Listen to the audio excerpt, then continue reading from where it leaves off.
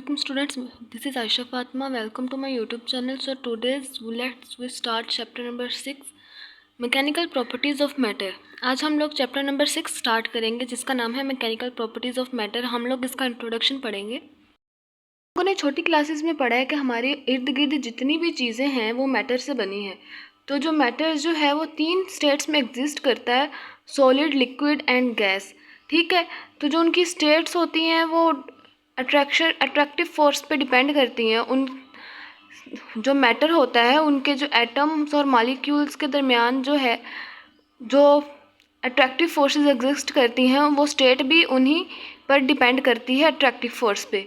ठीक है, तो हम लोगों ने मैटर की कुछ बेसिक प्रॉपर्टीज़ जो पढ़ी हैं, इस चैप्टर में हम लोग जो है वो मैकेनिकल प्रॉपर्टी जो है वो मैटर की पढ़ेंगे, जो कि मटेरियल को बनाने में और उसके उस इस्तेमाल में, टेक्नोलॉजी में और इंजीनियरिंग में उसके इस्तेमाल को अच्छे से एक्सप्लेन करता है। ठीक है, you have learn in lower classes that everything around us is made up of matter. आप लोगों ने छोटी क्लासेस में पढ़ा है कि हमारे इर्द गिर्द जितनी भी चीज़ें हैं वो मैटर से बनी हैं।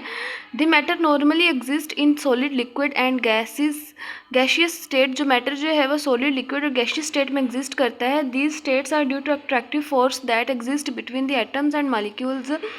ये जो स्टेट्स हैं हमारे पास ये अट्रैक्टिव फोर्स की वजह से हैं जो कि एटम्स और मॉलिक्यूल्स के दरमियान एग्जिस्ट करती है।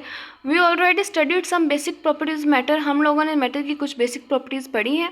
इन this chapter we will discuss mechanical properties of matter. इस चैप्टर में हम लोग मैकेनिकल प्रॉपर्टीज़ जो है मैटर की पढ़ेंगे, that are of vital important of a material for various useful purposes in technology and engineering, जो कि बहुत से यूज़फुल पर्पस में यूज़ हो रहा है।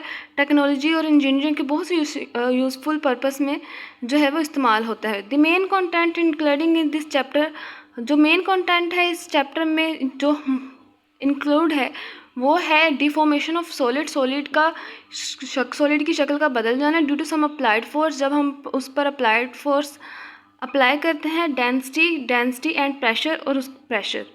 ठीक है, जब हम लोग एक सॉलिड है उस पर हम लोग जब फोर्स, डेंसिटी और प्रेशर अप्लाई करते हैं तो वो सॉलिड डिफॉर्म हो जाता है। तो उस चैप्टर में हम लोग वो पढ़ेंगे।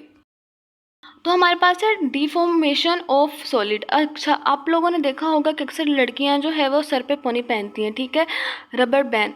तो वो जब आप लोगों ने देखा होगा कि वो अक्सर अपने हाथ में भी डाल लेती हैं वो पोनी उतार के। ठीक है, तो जब वो अपने हाथ में पहन लेती हैं तो वो जो पोनी होती है वो स्ट्रेच हो जाती है, यानी कि फैल जाती है, एक्सटेंड हो जाती है। ठीक है, जब वो अपनी हाथ से वो पोनी उतार लेती हैं तब वो पोनी जो है वो अपनी पहले वाली ओरिजिनल पोजीशन पर आ जाती है और कंप्रेस हो जाती है। ठीक है, तो हम लोगों ने ऑब्ज़र्व किया है जब भी हम लोग किसी ऑब्जेक्ट पे एक्सटर्नल फोर्स लगाते हैं तो उसकी जो शेप, उसकी जो शक्ल होती है और इसका जो साइज़ होता है वो चेंज हो जाता है। कुछ ये फोर्सेस जो कि किसी बॉडी की शेप या उसके साइज़ को जो है वो डिफॉर्म कर दें, यानी उसको बदल दें, तो वो फोर्स हमारे पास डिफॉर्मिंग फोर्स होती है। फॉर एग्जांपल जो है हमारे पास अगर स्प्रिंग है, आप लोगों ने देखा होगा स्प्रिंग, अक्सर हम लोग उस स्प्रिंग्स के साथ खेलते भी रहे हैं बचपन में। अगर हम लोग को उस स्प्रिंग को खींचेंगे ऐसे करके तो वो एक्सटेंड हो जाएगा, फिर हम लोग उसको ऐसे कंप्रेस कर देंगे तो वो कंप्रेस ऐसे सिकुड़ जाएगा। ठीक है, वो जब हम लोग उसको छोड़ देंगे ऐसे तो वो अपनी ओरिजिनल पोजीशन पर जो है वापस आ जाएगा। ठीक है, तो उसको हम लोग कहते हैं एक्सटेंशन और compression, that reducing its length. इसी तरह अगर हमारे पास एक रबर स्ट्रिप है या बैंड है, जैसे मैंने आप लोगों को पोनी की एग्जांपल दी, ये हमारे पास एक रबर बैंड है, ठीक है, एक पोनी है, ये अपनी ओरिजिनल साइज़ और शेप में है। ठीक है, जब हम लोग इसको एक्सटेंड करेंगे तो वो डिफॉर्म हो जाएगी, यानी कि वो अपनी ओरिजिनल शेप और साइज़ में नहीं रहेगी। जब हम लोग उसको दोबारा कंप्रेस कर देंगे तब, यानी कि हम लोग उसको एक्सटेंड करना छोड़ देंगे, उस पर फोर्स लगाना छोड़ देंगे तो वो अपनी ओरिजिनल पोजीशन और साइज़ में दोबारा आ जाएगी। जब हम लोग उसको कंप्रेस करेंगे ऐसे तो वो तब भी उसकी जो ओरिजिनल पोजीशन है और जो ओरिजिनल साइज़ और शेप है वो डिफॉर्म हो जाएगा। फिर जब हम लोगों ने फोर्स लगाना छोड़ दी, इसको वैसे रख दिया, तो उसने अपनी जो ओरिजिनल शेप और साइज़ जो है वो दोबारा अटेन कर लिया। ठीक है, जब हम तो इसी तरह ये पोनी अगर जो है वो कंप्रेस भी हो रही है, एक्सटेंड भी हो रही है फोर्स लगाने पर। फिर जब हम लोग उस पर फोर्स लगाना बंद कर देते हैं तो वो अपनी ओरिजिनल पोजीशन पे, ओरिजिनल शेप और साइज़ पे दोबारा आ जाती है। इस वजह ऐसा सिर्फ इस वजह से हो रहा है क्योंकि इसमें जो है इस पोनी में इलास्टिसिटी है, ठीक है। इसी तरह अगर हमारे पास ये एक चूड़ी है तो अगर हम लोग उस चूड़ी को कंप्रेस करेंगे तो जब हम लोग इसको छोड़ेंगे तो वो ये देखें अपनी ओरिजिनल पोजीशन में नहीं आई।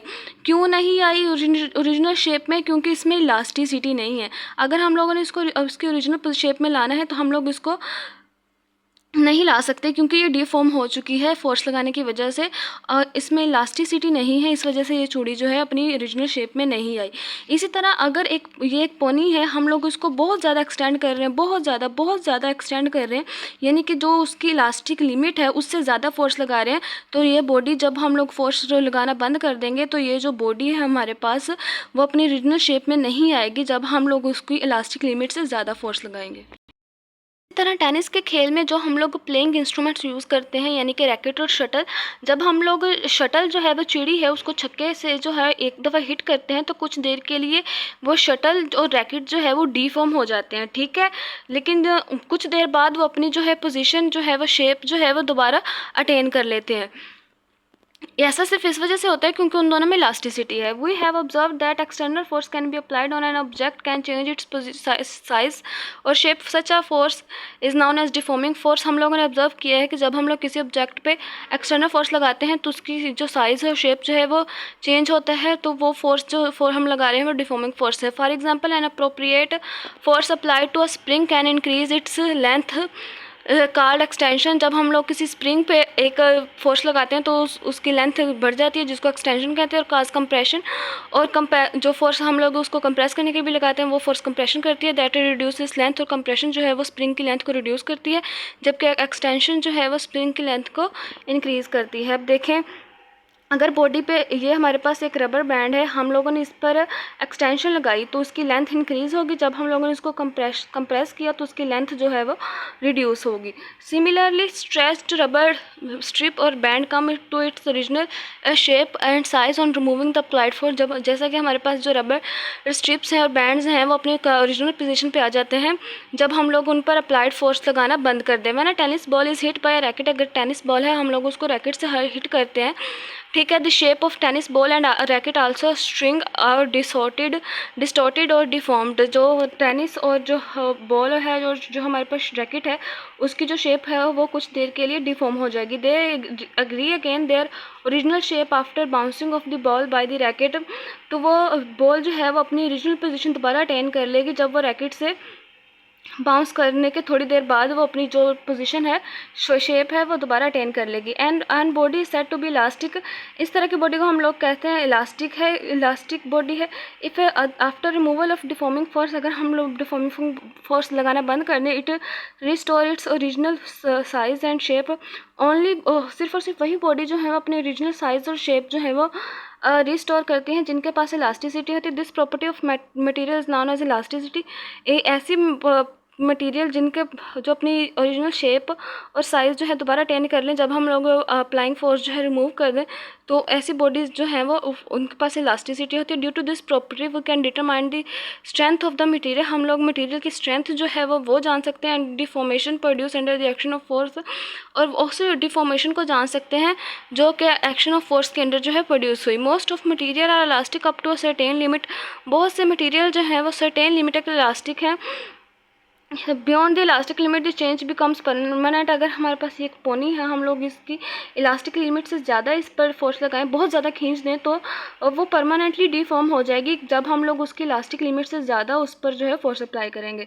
द ऑब्जेक्ट और material does not regain its original shape और size even after the removal of the deforming force. अगर हम लोग उसकी इलास्टिक लिमिट से ज़्यादा फोर्स लगा रहे हैं उसके ऊपर, तो वो जो ऑब्जेक्ट है वो अपनी ओरिजिनल पोजीशन फिर दोबारा अटेन नहीं करेगा। Such some material such as clay, dough और plasticine do not return to their original shape after the removal of the deforming force, they are known as inelastic material. यानी कि हमारे पास clay, डफ होता है जो वो, और साइन होता है वो अपने ओरिजिनल शेप पे नहीं आते, जब हम लोग उनको डीफॉर्म कर देते हैं उसकी वजह क्या है कि उनके पास इलास्टिसिटी नहीं होती, वो इन इलास्टिक मटेरियल होते हैं। जैसे कि ये हमारे पास चूड़ी थी, हम लोगों ने इसको डीफॉर्म किया, वो अपनी ओरिजिनल पोजीशन पे दोबारा ओरिजिनल शेप में नहीं आ सकी। उसकी वजह ये थी कि इसमें इलास्टिसिटी नहीं थी। ओके स्टूडेंट्स, उम्मीद है कि आपको समझ आ गई होगी। प्लीज़ चैनल को सब्सक्राइब कर दें, लाइक कर दें, शेयर कर दें। अगर किसी चीज़ की समझ नहीं आई तो दोबारा पूछें।